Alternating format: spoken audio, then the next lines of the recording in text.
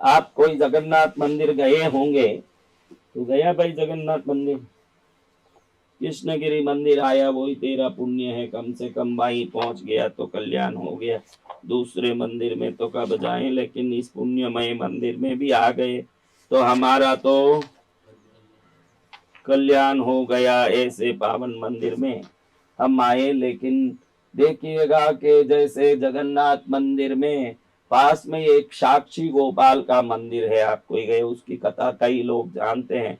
साक्षी गोपाल ने कैसे साक्षी दी थी, ये कथा तो सब जानते हैं। लेकिन आज हम पितृदोष की मुक्ति के लिए कारक, पितृ कारक सूर्य देव की कलयुग में कैसे चमत्कार हुआ, इस कथा को आप सुनेंगे, आपको बड़ा आनंद आएगा इस कथा को सुनते हुए।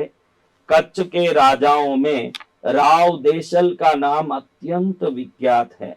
ये राव देसल सन 1805 के वैशाख शुक्ला प्रथमी के दिन शिवराव मंडप नाम के दिव्य स्थान पर 10 दिन तक लगातार 1.25 लाख संतों की सेवा की थी। 10 दिन तक 1.25 लाख साधु संतों की। ऐसे रावल जी की जीवन से जुड़ी एक कथा आपको मैं बताने जा रहा हूं, जिसको सुनने से सूर्य देव की शक्ति और कृपा के बारे में जब हमको समझ पड़ेगा, तो हमको सूर्य देव के प्रति शक्ति और श्रद्धा बढ़ेगी, और सूर्य देव की कृपा से हमारे जीवन के दोष मिट जाएंगे। जितना ज्यादा इन पितृ पक्ष के दिनों में सूर्य देव को स्मरण करना, सूर्य नाम स्मरण करना, सूर्य स्तुति पाठ करना, इससे हम सूर्य शक्ति से जुड़े रहते हैं। तो वो शक्ति हमको विभिन्न दोषों से मुक्ति दिलाती है, क्योंकि सूर्य बगैर जगत में प्राण नहीं है, और प्राण बगैर हम जीवित नहीं है। तो हमारा जीवन ही सूर्य देव ही है, ये समझिए।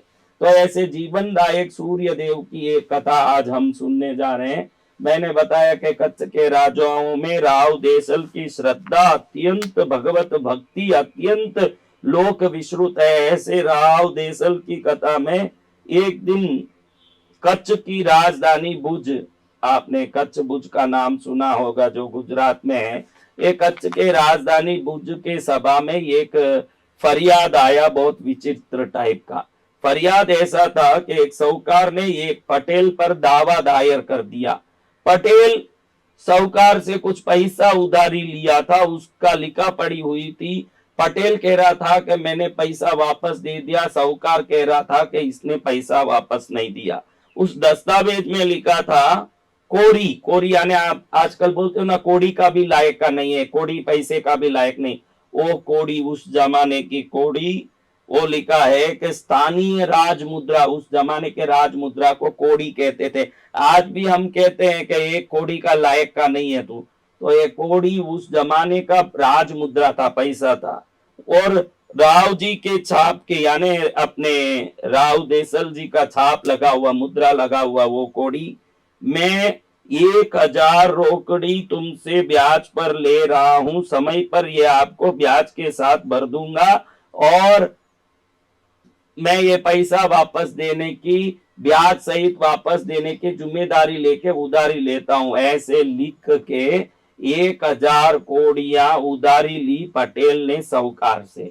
उसके नीचे लिखा है साक्ष श्री सूरज की, यानी साक्षी श्री सूर्य देव की। आप ध्यान रखना, पुराने जमाने में विवाह सब अग्नि की साक्षी से होती थी। आज भी अग्नि का फेरा लेके विवाह होता है, क्योंकि अग्निदेव उस विवाह में वर और वधु के दाम्पत्य की साक्षी बनते हैं, अग्नि साक्षी। लेकिन इन सभी किसी भी प्रकार की उधारी लेना, जमीन का बंटवारा, कोई घर का बंटवारा, कोई धन का बंटवारा होता, तो 4 पंचों को रख के साथ में उसमें लिखा जाता साक्षी श्री सूर्य देव की, क्योंकि सूर्य देव आकाश में प्रत्यक्ष घूम रहे हैं। तो उनकी साक्षी से लोग दस्तखत करते थे, हस्ताक्षर करते थे, और माना जाता था कि इसको कोई टालेगा नहीं, क्योंकि सूर्य देव साक्षात प्रत्यक्ष देवता है। इस प्रकार से अब इस दस्तावेज में भी लिखा है साक्षी श्री सूर्य देव की। अब साहूकार बोल रहा है कि इन लोगों ने, इस पटेल ने पैसा वापस नहीं दिया, और पटेल बोल रहा है कि मैं तो पैसा वापस दे दिया। इस प्रकार की बातें हो रही थी। लेकिन अब कागज तो साहूकार के पास वैसे के वैसे है, उसमें वापस दिया हुआ कुछ लेख भी नहीं, कोई उल्लेख नहीं। किसान का लिख के दिया हुआ तो है कि मैंने उधारी लिया, उधारी वापस कर देने का कोई भी दस्तावेज किसान के पास नहीं है। तो उस प्रमाण से सिद्ध होता है कि साहूकार ही सच्चा है। लेकिन किसान की दिल की बातें, उसके चेहरे के भाव भंगिमा और उसके भाव को देखते हुए दिख रहा है कि पटेल ने पैसा वापस दे दिया, क्योंकि उसके आंख में पानी भी आ रही है, न मन में सच्चाई भी झलक रही है। क्योंकि सच्चे झूठे आदमी को तो देखते ही कोई भी पहचान सकता है, और ज्यादा अगर बुद्धिमान हो तो जरूर पहचान ही लेगा। सबको मालूम तो पड़ रहा है कि किसान की तरफ सच्चाई हो सकती है, लेकिन उसने पैसा लौटाया, इसका उसके पास कोई प्रमाण तो है नहीं। न साहूकार के पास पैसा दिया ये प्रमाण तो है। अब सब लोगों को क्या करें ये समझ नहीं पड़ा। इस प्रकार के हालत में जब भुज में राजगद्दी पर राव देसल जी विराजमान थे, मध्याह्न का प्रखर समय था, सूर्य जैसे भुज के उस क्षेत्र में अंगार की तरह बरस रहे, क्योंकि भुज के पास रेगिस्तान भी है और भुज के पास अग्नि की ज्वाला बरसा रहे हैं, और भुज के पहाड़ों को प्रचंड उत्तप्त ताप से तपाकर पूर्ण गर्मी भुज नगरी पर फेंक रहे थे। ऐसे गर्मी में कच्छ के राव जी की आंखें जरा सी भी ऐसे एकदम बाहर गई। इतने में बाहर से करुणा क्रंदन सुनाई पड़ा, महाराज मेरी रक्षा करो, रक्षा करो, मैं गरीब मनुष्य बिना अपराध के मारा जा रहा हूँ। रोते रोते कोई आते आवाज सुनाई दिया, तो किसान की करुणा चीख सुनकर राव जी की आंखें अचानक बाहर की तरफ गई, और इतने बड़े कच्छ के मालिक राजा नंगे पैर दौड़कर बाहर आए। देखते हैं कि भाई बाहर कौन खड़े, यही राजा थे उस जमाने में, दुखियों के दुख सुनने के लिए खुद को परेशानी में डाल के भी न्याय उचित जवाब देना अपना फर्ज मानते थे। ये वो जमाना है। तब राजा धूप में बाहर आते देख करके बाहर राजा आवाज कर रहे हैं, कौन है भाई, कौन है? तो बाहर से किसान राजा को तपते गर्मी में नंगे पैर आते देख के हाथ जोड़ के आंख में पानी डबडबाते हुए प्रणाम करके बोला, चिरंजीव हो राजी, मैं 1000 कोड़ी के लिए आंसू नहीं बहाता हूं। मेरे सिर पर झूठ बोलने का कलंक आता है, वह मुझसे सहा नहीं जाता। धर्मावतार, मुझे सच्चा एवं उचित न्याय चाहिए। गरीब नवाज ऐसे रो रो के उस किसान ने बहुत रो करके, पटेल ने बहुत रो करके अपनी राम कहानी कच्छ के अधिपति देसल जी राव बाबा के चरणों में निवेदित की। महाराव ने सभी कागजात भुज की अदालत से अपने पास मंगवाए, उसके एक एक अक्षर को ध्यान पूर्वक पढ़ा। किसान की सच्चाई कागजों में तो कहीं दिख नहीं पड़ी, लेकिन उसके नेत्रों में निर्दोषता झांक रही थी, उसके आंखों में निर्दोषता झलक रही थी। लेकिन न्याय करने में आंख काम नहीं आती, साक्षी की जरूरत है। तो कागज को देखकर कच्छ के अधिपति ने निराशापूर्ण निश्वास लेते हुए कहा, क्या करूं भाई, तूने कोड़ियां भर तो दी है, पर इसका कोई प्रमाण इन कागजों में उपलब्ध नहीं हो पा रहा है। तो पटेल ने कहा, प्रमाण तो है अन्नदाता, मैंने अपने हाथ से ही इन दस्तावेज पर काली स्याही से चारों जगह, चार ऊपर चार ही कोने में चौकड़ी लगा दिए। चौकड़ी यानी हम लोग इंटू लगाते हैं ना, ऐसे इसको पुरानी भाषा में चौकड़ी कही जाती है। चौकड़ी यानी ए इंटू ऐसे, ऐसे इंटू, इसको चौकड़ी कहते हैं। ऐसे चौकड़ी कर देना, यानी अब ये दस्तावेज खारिज हो गई, ये दस्तावेज समाप्त हो गई, उसका अर्थ ये है दस्तावेज। देखिए ये है दस्तावेज। अब ये दस्तावेज है, तो इस दस्तावेज के चारों तरफ किसान ने चौकड़ी भर दी थी। अब राजा देखता है कि तूने चौकड़ी किससे भरी, ये दस्तावेज लिखा हुआ चारों तरफ चौकड़ी भर दी, यानी अब ये दस्तावेज खत्म हो गई, पैसे वापस मिल गए।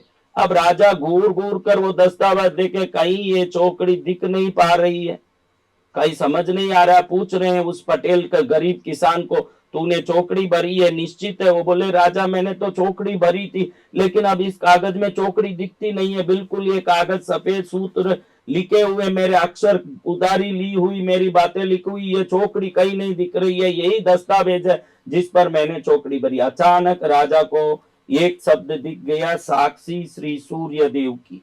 ये शब्द दिख गया अचानक के, भाई उसमें लिखा है साक्षी श्री सूर्य देव की, ये लिखा हुआ है। तो राजा को लगा कि सूर्य देव की साक्षी से ये दस्तावेज बना है, तो अब सूर्य देव ही इसके जवाब दें। कौन जवाब दें? सूर्य देव ही जवाब दें। अब सूर्य देव को वहीं से इतनी गर्मी में बाहर आए हुए राजा ने देखा प्रचंड गर्मी पड़ रही है और सूर्य देव सिर से ऐसे तप रहे हैं जैसे अग्नि की ज्वाला हो। तो 1 मिनट सूर्य देव को प्रणाम किया और सूर्य देव को नमन करके राजा देसल ने निवेदन किया कि सूर्य देव, आप ही इस दस्तावेज के साक्षी हो। हम लोग तो इसका कोई निर्णय नहीं कर पा रहे हैं, लेकिन ये किसान पटेल गरीब बिल्कुल निरपराधी दिख रहा है, निर्दोष दिख रहा है और साहूकार को वापस पैसा दे दिया, ये उसके शब्दों से, उसके भाव भंगिमा से दिख रहा। लेकिन बगैर कोई साक्षी हम कैसे इस बात का फैसला करें? इसलिए सूर्य देव आप ही इसकी साक्षी दें। ऐसे प्रणाम करके सूर्य देव को देख के राजा ने नमन करके ये कागज सूर्य रोशनी में बाहर खुले में रख दिया।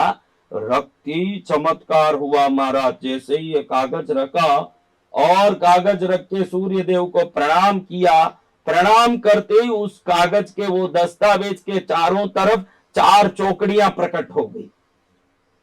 ये कलयुग में सूर्य देव की कृपा बेटा। कलयुग में सूर्य देव ऐसा कृपा किए कि जहां अदृश्य चौकड़ियां थी, वहां पानी की धार जैसे चारों तरफ 4 कोने में 4 चौकड़ियां प्रकट हो गई महाराज। ये सच्ची घटना आपको बता रहा हूं। कच्छ के भुज में सब लोग जय जयकार करके ताली बजाने लगे। राजा के आंख में खुद पानी आ गई। जय सूर्य नारायण करने लगे। और इसी समय उस साहूकार को बुलाया। साहूकार को बोले कि जो सच झूठ बराबर बता दे। तूने पैसा वापस लिया? तो उसको मालूम नहीं कि इसमें चौकड़ी प्रकट हो गई। वो बोले पैसा वापस लेता तो मैं फरियादी क्यों करता महाराज, मैं फरियादी क्यों करता, पैसा वापस लेता तो। राजा ने धमका करके दस्तावेज दिखा के पूछा, फिर ये चौकड़ी क्या है, ये कहां से चौकड़ी आई बताओ। एकदम साहूकार इस चौकड़ियों को देखते ही घबरा गया कि चौकड़ी कैसे आई।